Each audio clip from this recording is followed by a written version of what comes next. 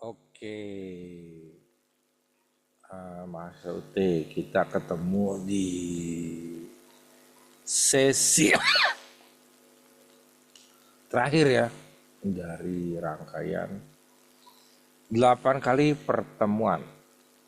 Gitu ya, jadi teman-teman mahasiswa sekarang adalah sesi terakhir. Jadi saya mengingatkan kembali buat rekan-rekan mahasiswa agar mengisi diskusinya makin cepat karena waktunya sudah tinggal seminggu lagi ya. Bila masih ada yang kurang di sesi sebelumnya segera diisi. Nah mungkin karena ini hari yang terakhir, minggu terakhir saya eh, mungkin sedikit bersilaturahmi dengan Anda ya. Eh, Mohon maaf bila dalam setiap sesi ke belakang saya kurang ya beradaptasi dengan Anda karena memang kita ini bertemu di online.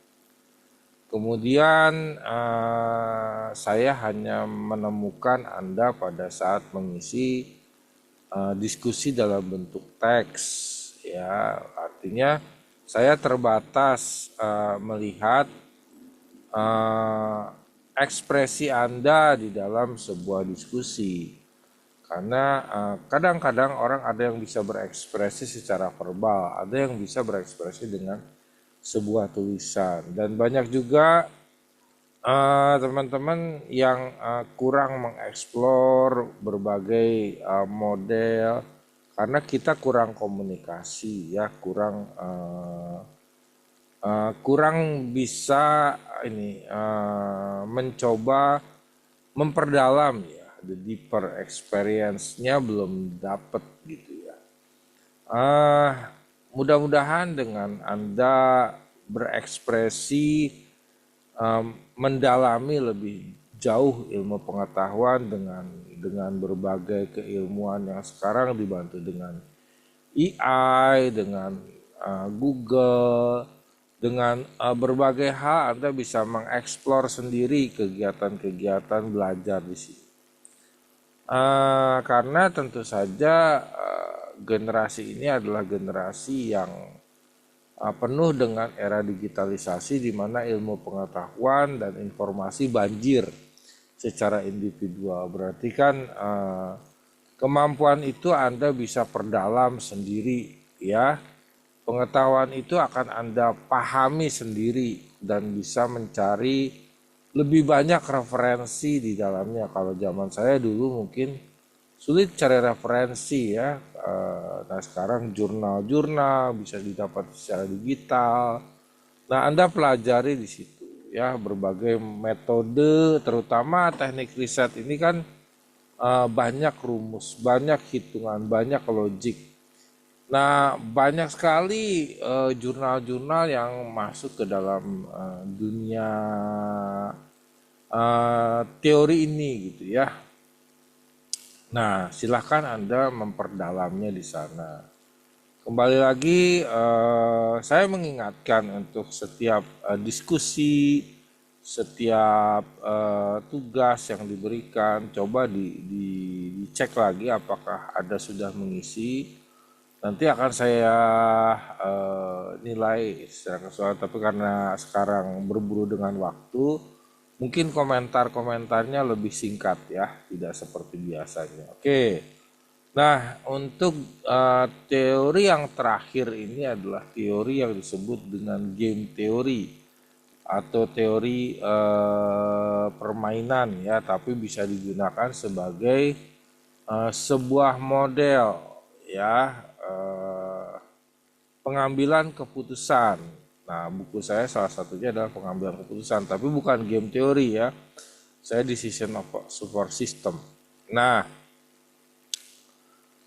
pengambilan keputusan dalam bentuk logis itu biasanya berdasarkan data. Nah, permasalahannya data seperti apa nih yang harus diambil? Nah, itu jadi sebuah pertanyaan. Nah, dalam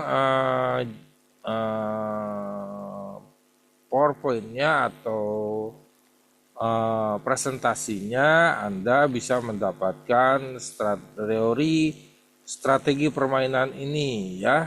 Boleh dibaca-baca. Nah, salah satu metode yang digunakan adalah matriks. Nah, lebih ke matematik ya. Ada strategi murni, ada yang strategi campuran. Nah, ada hitungannya. Nah, Anda boleh melihat berbagai model tentang strategi murni dalam bentuk matriks. Ada kolom, ada baris. Ya. Nah, bagaimana hal itu bisa dijadikan sebuah model, nanti Anda pelajari teorinya di sini ya. Karena kalau saya menjelaskan di tabel-tabel ini nggak cukup waktunya, karena ini video pendek saja. Sudah disediakan di modelnya, bisa Anda lihat. Berikut juga bagaimana Anda mencoba melihat sebuah programming linear ya di situ. Ini saya ngambil simpelnya. Programming linear sering kita sebut dengan model forecast atau peramalan. Jadi begini, dalam sebuah sumbu X dan Y, di situ ada titik-titik. Seperti sebaran titik-titik di mana misal ada penjualan, ada waktu produksi, ada timeline, tapi ada produk, Y-nya kita sebut produk, X-nya kita sebut waktu penjualan. Nah, waktu penjualan ini seperti standarnya Excel saja ya, saya ilustrasikan bahwa ada 1 hari, 2 hari, seminggu, 2 minggu, sebulan, 2 bulan. Nah, produk yang berhasil dijual di Y. Nah, dalam hari-hari pertama mungkin kecil, hari-hari kedua makin naik. Nah, titik kenaikannya itu diambil seperti rata-rata. Nah, jadilah yang disebut dengan programming linear. Dia ada garisnya. Nah, disitulah disebut kita bisa memprediksi hari berikutnya berapa, kira-kira pendekatannya, hari berikutnya pendekatannya berapa. Gitu. Nah, itu salah satu yang kita bisa ambil, makanya muncul yang disebut dengan koefisien.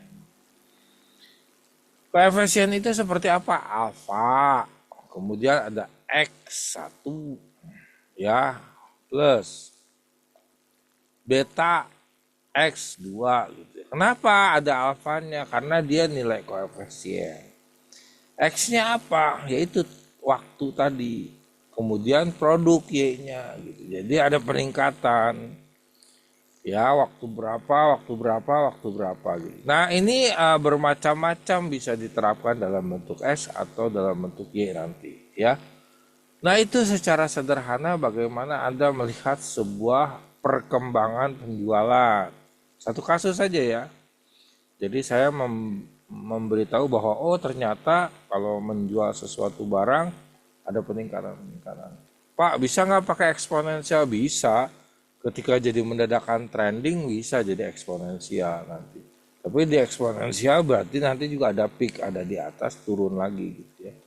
Baik, itu kira-kira bagaimana sebuah grafik terbentuk dengan sebuah koefisien akan memprediksi atas gitu ya. Nah, kira-kira itu dari programming linear kita, bagaimana Anda menghitung, bagaimana Anda mencoba memprediksi titik-titiknya ya. Kemudian nanti ada juga percepatannya berapa dalam proses penjualan, perlambatannya berapa dalam proses penjualan. Nanti pelajari di sistem ya. Baik, segitu saja dulu kita punya video pendek ini. Kembali lagi pada Anda-Anda yang belum mengisi, belum atau masih tertunda, segera diselesaikan karena waktunya tinggal seminggu lagi. Dan saya akan mencoba melakukan penilaian secara menyeluruh. Ya, baik, sekian saja videonya. Terima kasih, tetap semangat, tetap belajar, dan sukses selalu.